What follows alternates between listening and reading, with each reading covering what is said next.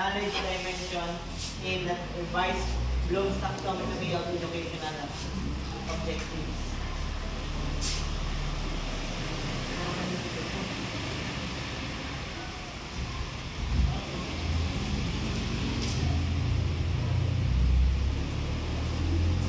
Knowledge dimension. Yung una, may apat po na bahagi yung knowledge dimension. Yung una po yung factual, yung pangalawa conceptual, tapos yung pangatlo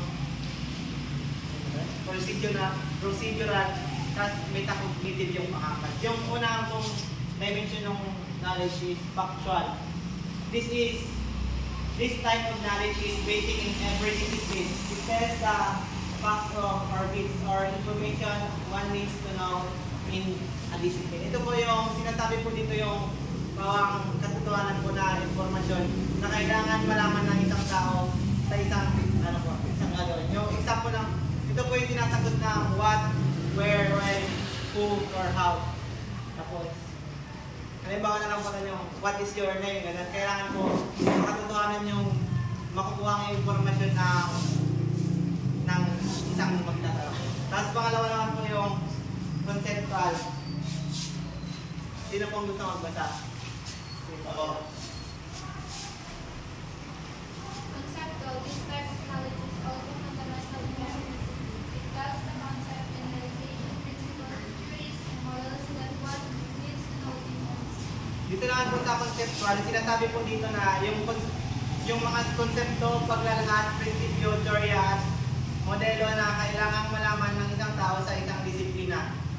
Ito naman po yung sinasagot lang po siya ng parang yung tanong po na what. Halimbawa po ng tanong na what makes the Philippines the pearl of Orientis? Kasi mga tanong po. Sige, sige. Procedural, this type of knowledge is also fundamental in every discipline. It tells the processes, steps, techniques, methodologies, skills needed in performing a specific task that one needs to know and be able to do in or specific discipline. Dito naman po sa procedural, sinasabi dito na ang mga proseso, hakbang, mga metodolohiya, kasanayan kailangan ay pagsasagawa ng isang tiyak na gawain na kailangan malaman at magagawa ng isang tao sa tiyak na isang disiplina. Ito naman po yung isang knowledge na parang masasagot po ng how naman po. Tapos yung yung pangapat po yung metacognitive. Sino pong mag-gusto?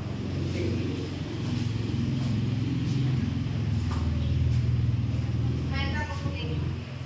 This type of knowledge makes the disciplines relevant to one's life. It makes one understand the value of learning on one's life. It requires reflective knowledge and strategies on how to solve problems or perform a cognitive task through understanding of oneself and context. Sa metacognitive naman po ito po yung ginagawa nitong maunawaan ang kahalagahan ng pag-aaral sa buhay ng isang tao. Nangangailangan ito ng malawak na kaalaman at mga estratehiyang paano lutasin ang mga problema o pagsasagawa ng gawain nagbibigay malay sa pamamagitan ng pag-unawa sa sarili at konsepto. Ito po yung karaniwang sinasagot po ito naman ng why or bakit. Tapos how or paano. Tapos yung learning targets. Sino pong gusto mo? Learning target is a statement of student performance for a relatively restricted type of learning outcome that will be achieved in a single lesson or few days and contains both a description of what students should know, understand, and be able to do at the end of instruction, and something about the criteria for judging the level of performance demonstrated. Ito naman po yung parang target po ng isang pag-aaral. Isa po itong resulta ng pagkatuto na makamit sa isang aralin mo ilang araw. Yung sa ito po yung mga target sa pag-aral ay mga pangayat kung ano po yung dapat matutunan na isang mag-aaral sa ginagawa po natin sa tinuturo po ng mga estudyante ay ng mga guro.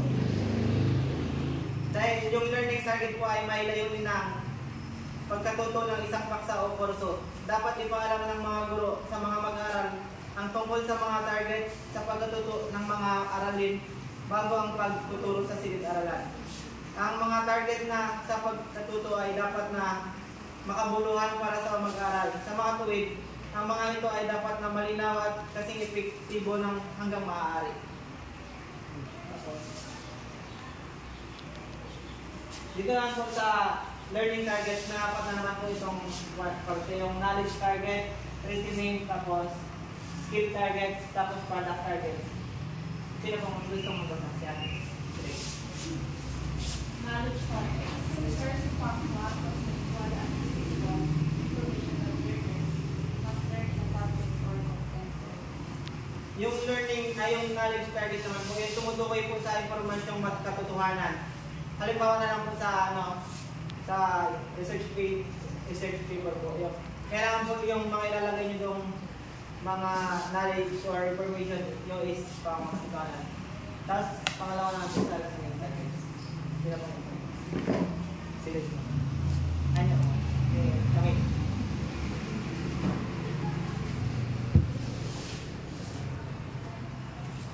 Reasoning target. Knowledge-based thought process that learners must learn. It involves application of knowledge in problem-solving, decision-making, and other tasks that require mental skills. Dito lang po sa reasoning target, ito po yung paggamit ng kaalaman sa paglutas ng problema, paggawa ng desisyon at iba pang mga gawain na nangangailangan ng kasanayan sa pag-iisip. Yung example po nito yung I can justify my research problem with a theory. Yung parang magkakaroon po ng isang target na para ma-solve po yung isang problem sa isang research. Tapos, yung pangatlo po, skill target. Sino po sa mga siguro. Skills targets. Use of knowledge and or reasoning to perform or demonstrate useful skills.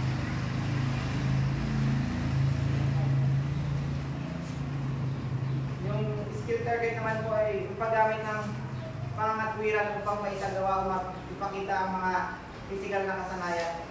Yung parang magagamit ko po yung parang talent ko po or yung skill para kunyari po sa paggawa ng isang research. Kaya po na makipagtulungan sa kagrupo para mas mabilis at mabuo yung isang ginagawa nito. Tapos pangapat na po, product target. Use of knowledge, reasoning and skills in the creating and conveying of stable thought.